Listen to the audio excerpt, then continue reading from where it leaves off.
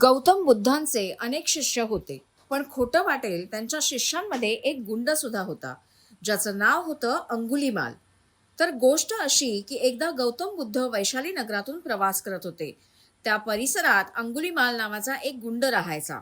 तो लोकांना लुटायचा आणि मारायचा. जंगलातून जाणाऱ्या वाटसरूंच्या हाताची बोटं कापून त्यांची माळ गळ्यात घालायचा, म्हणून त्याला अंगुलीमाल असं म्हटलं जायचं.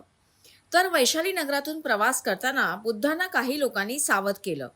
तुम्ही इथून जाताय खरं, पण अंगुलीमाल नावाचा गुंड राहतो.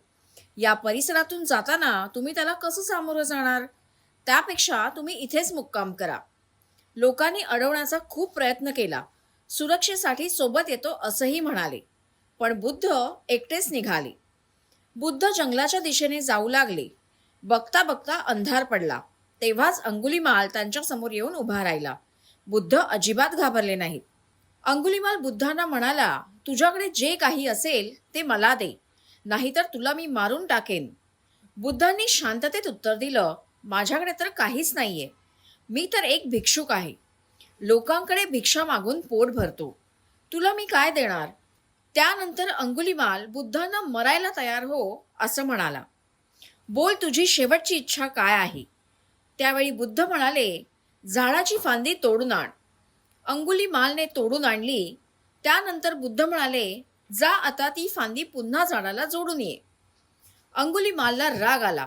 तो म्हणाला, एकदा फांदी तोडली तर ती जोडता येत नाही. बुद्ध म्हणाले, मी तुला हेच सांगण्याचा प्रयत्न करत आहे. जे तुला जोडता येत नाही ते तोडण्याचा तुला हक्क नाही. आजवर तू अनेक निरपराध लोकांचा जीव घेतलास, पण तुला जर त्यांना जीवनदान देता येत नसेल, तर त्यांना जीव घेण्याचा किंवा त्यांना जीवे मारण्याचा अधिकार नाही. अंगुलीमाल यानंतर भानावर आला. बुद्धांच्या या एका वाक्याने तो बुद्धांना शरण गेला. बुद्धांची माफी मागितली आणि त्यांचं शिष्यत्व स्वीकारलं. असा एक गुंड ज्याला बुद्धांनी माणसात आणलं.